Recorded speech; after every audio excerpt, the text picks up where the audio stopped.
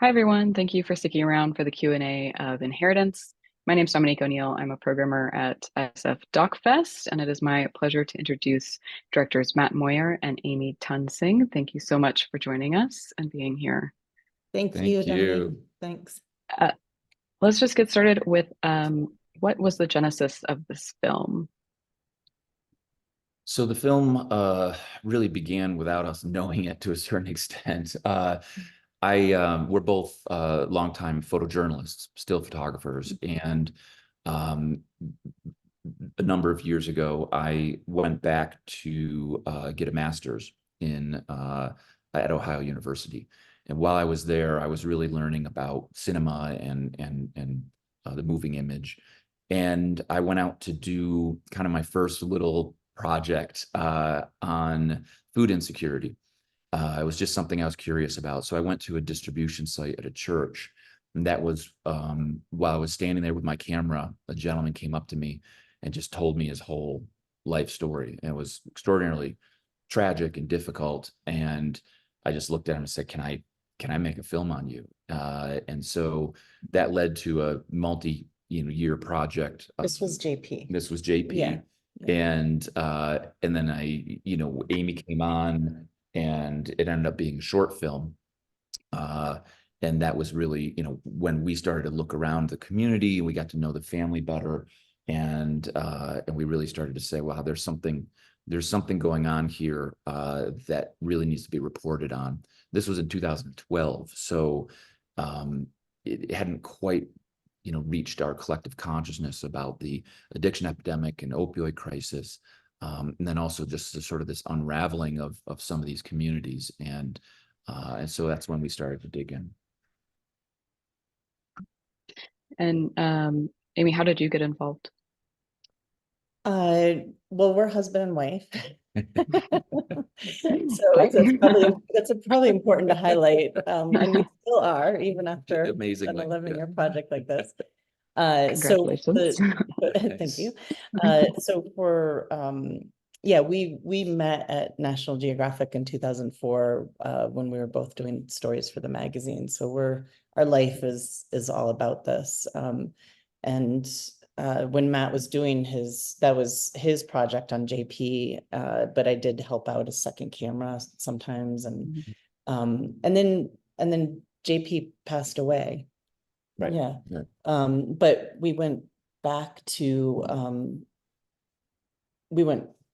the community and met Curtis. And when we met Curtis, we saw a path for a feature-length doc.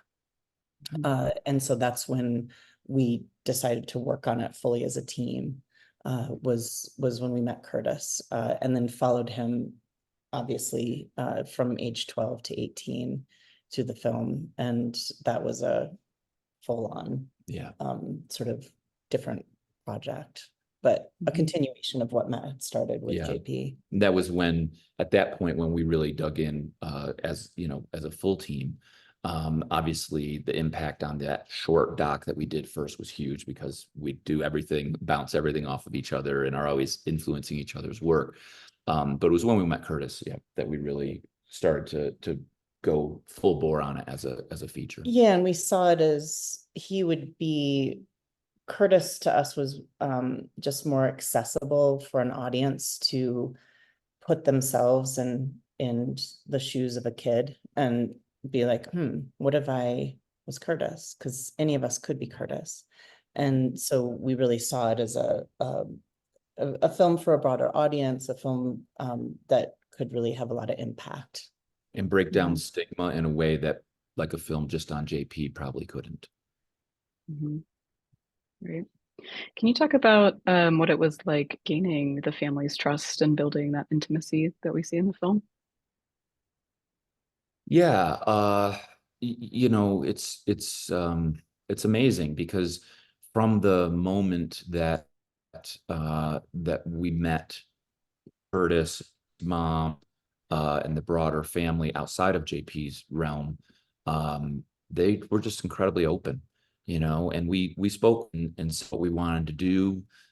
thought this could be a very powerful story to tell, certainly from the perspective of Curtis, and said, he's an amazing kid. Like from the moment we met him, we were like, wow, this kid is special and has a experience and viewpoint that is that should be told.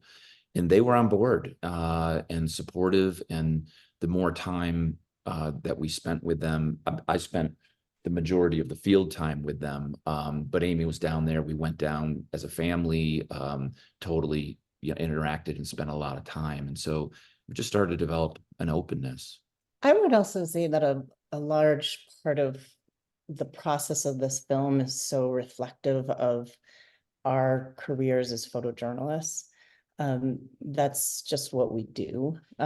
It's so key to be able to collaborate with people, to enlist them in what your mission is in the project. And there's a lot of just communication about what our intent is, and then a lot of buy-in of the folks that we're spending time with. And then the cinematography, as you would see, or in this film, is very much in the spirit of documentary photography, where you're just letting stuff happen. Of course, there's interviews in there, there's a lot of communication too, but the visuals are very in the spirit of photojournalism. Yeah. Does that, one of my questions was about the unpredictability of working with kids. Does that tie into that? Of having like an observational lens? Unpredictability of working with kids, but also the unpredictability of working with folks who are, I think, struggling in the ways that this family is struggling. It was not unusual at all. If we were in the field, or if I was in the field solo, to go and spend time and then say, okay, I'll see you tomorrow. I'll be here. What time works? 11 o'clock. Okay, great. I'll see you. And then I show up and knock on the door. There were times where I'd knock on the door and I could hear people inside, and they wouldn't come to the door, and I'd leave and then go back hours later, or maybe the next day, and see them, check in, make sure it was okay to film, that we were there, and they'd say fine. But I think that there was also a real looseness that we brought to it as far as the schedule. It was difficult to sort of plan around, but I think that also helped feel like, if they didn't want to come to the door, it was fine. If it wasn't the right time, or they weren't feeling like it or whatever, that was okay. And we didn't, we would be there when they were ready.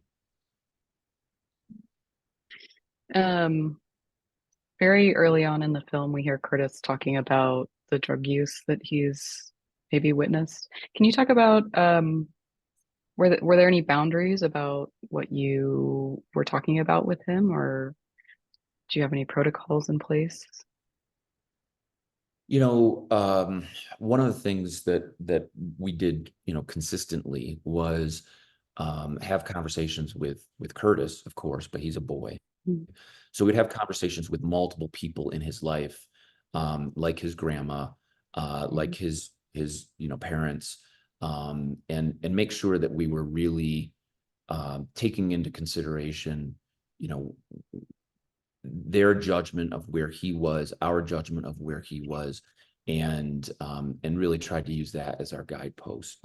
There's certainly a lot of stuff that's not in the film, and that could have been, and that was left out because it was just not needed. I think also that, just getting back to the relationship and like what evolved between, especially Matt, because most of the cinematography is Matt's and the field work, is that relationship, that true relationship that was built, as so many of us know as doc filmmakers, right? It's real. And I think this family generally is very insular. There's not a lot of extension outside in the community. And I mean, that's a whole nother tangent, because I think that lack of community is one of the reasons for the family not getting help with some of the mental health stuff. But because of that, and then to have Matt come consistently, I think he became an important person for Curtis, especially.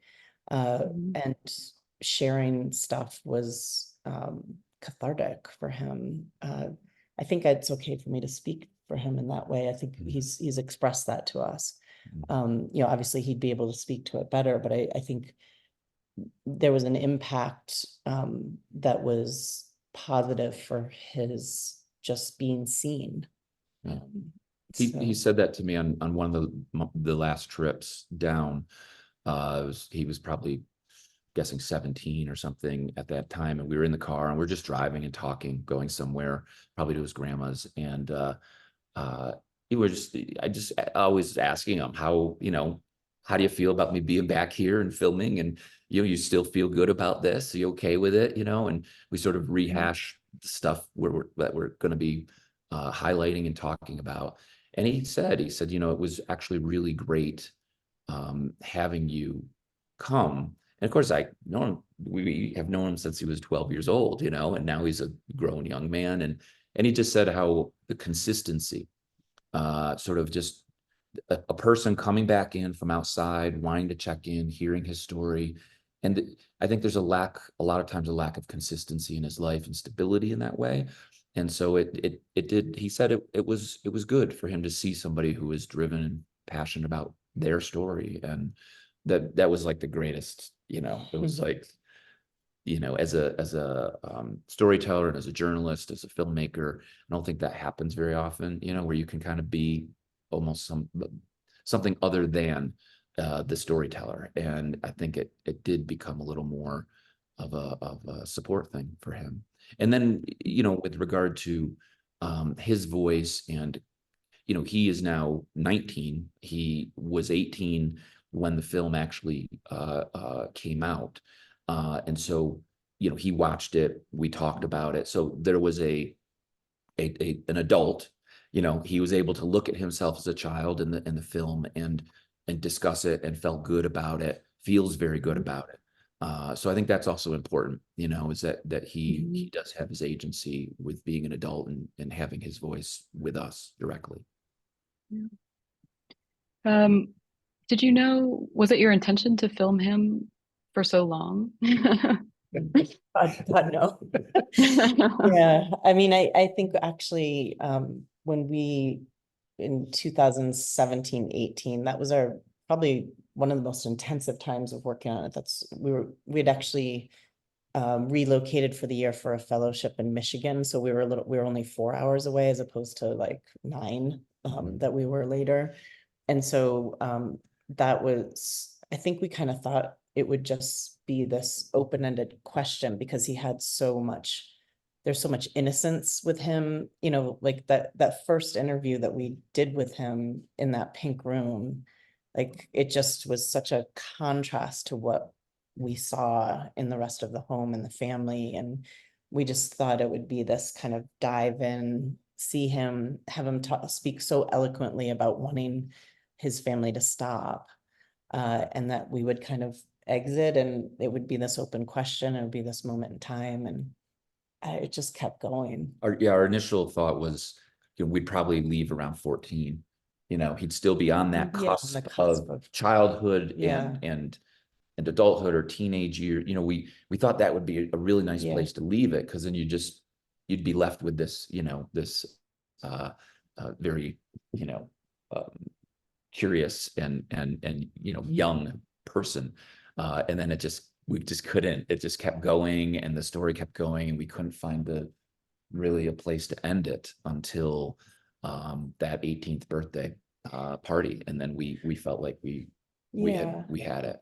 And we had at the beginning, we had Morgan Pem, who eventually became one of our EPs, but he was kind of a mentor for us. We found him, and again, we had never done a doc film before, and just being on that journey, and we're sharing stuff with him, and he was like, just keep going, keep going. And I think that was hugely helpful to just start to get some outside voices, because I think we were just we're like, I don't know what we're doing. We're just following this, and that's again, that's very much in the spirit. That is doc film spirit, but it's also doc photography spirit, but it's just doc photography is just so much simpler. You can just follow things, and yeah, it's not the same budget wise either. I bet. Can you talk a little bit about the themes in the film, specifically around the generational poverty and the inheritance themes of of substance abuse and how that intersects with the opioid crisis? Yeah, what we started, like Matt talked about in the beginning, where we didn't realize, especially with when Matt was working on the singular short doc on JP, and there wasn't really a language, or at least I think it was at the very beginnings of understanding the whole crisis in the United States. And we were like, what is going on? And I think what we also saw that was really acute was the chaos that we saw in the lives of these family members. There's a lot of people dying. There's a lot of health issues. It just it was something that we hadn't seen before or understood. And so I think as we started to understand the story, it's not just about drugs. It's very much about community. It's about a dismantling of community in these areas, which would be jobs. This is an area where coal used to be king, and it's not. Steel used to be king in that whole region, and so the sort of rust belt, the rusting of that whole region has a backdrop, it has a play in it. And then just even simple things like the community pool is gone, or Cheryl talks about the skating rink that's gone. The high schools have been consolidated, so there's not the same spirit about your hometown school football team and you go to the game. So there's just this whole backdrop that creates this kind of perfect stew for folks becoming isolated, the joblessness, so the economics play in. And then you have a whole population and generations of people that are trying to lessen the pain. And so with this family, John talks about it. It was alcohol. There's cocaine. It's a whole array of ways to numb and not feel things. And so, there's also issues around sexual abuse. You heard JP talk about it. All of this stuff comes into play, and it's a mental health crisis. And then there's not good access for folks in rural communities to get services. And that's really what we want this film to do, is to highlight the need for folks like Curtis and his family to get services and to get support and to help break these intergenerational cycles of trauma. You shared that Curtis is now 19. Is there anything else that you can update us on him and his family? He's Curtis he's awesome. So when we first showed the film to him and Cheryl prior to the film being released anywhere, we wanted to show them where we were and get hear how they felt about it. And he loved it. I think he likes he just loved the part in the film when he says, "You don't know anything, I know everything," and to his little sister. And Cheryl, while we're watching it, she looks over, she was like, "Something never changed," and we both laugh. And he's like, and I think he really feels like his story is being told, and he feels like it's really important, and he's helping us on our impact campaign, and we're working in conjunction. We're going to be in DC next month at DC Docs, and he's coming with us to be on a panel in a Q&A. We've got something in Ohio booked with him, or 2 things in Ohio and something in Baton Rouge. Like he's totally ready to speak and answer questions, and yeah. And he's a 19-year-old young man who doesn't really have a path. He doesn't know exactly what he wants to do or where he wants to go or any of that. And I think that's, fairly typical. But he also has these additional things that he's dealt with his whole life. So, I think like all of us, we're all a work in progress. And I think he seems to be committed and understands, I think, that the exposure, both for the story, but also him being exposed to other things. He's never traveled outside of his county. And here he's going to come to DC and I think that's going to be really enriching for him. And he seems excited for it. So we're working with him and yeah, hopefully it'll continue. That's amazing. One of the most insightful things I think he says in the film is that our standards aren't always set by ourselves. And I just think that's such a important reminder when we think about communities that are not our own and just, yeah. Well, thank you so much for being here and connecting us to Curtis and to JP and Cheryl and their entire family. It's been a privilege to see it. Yeah. Thanks for Thank you including us very and much. them and their story. And this is all part of Impact. So we really appreciate you guys including Inheritance. Yeah, of course. Thanks. Thank you.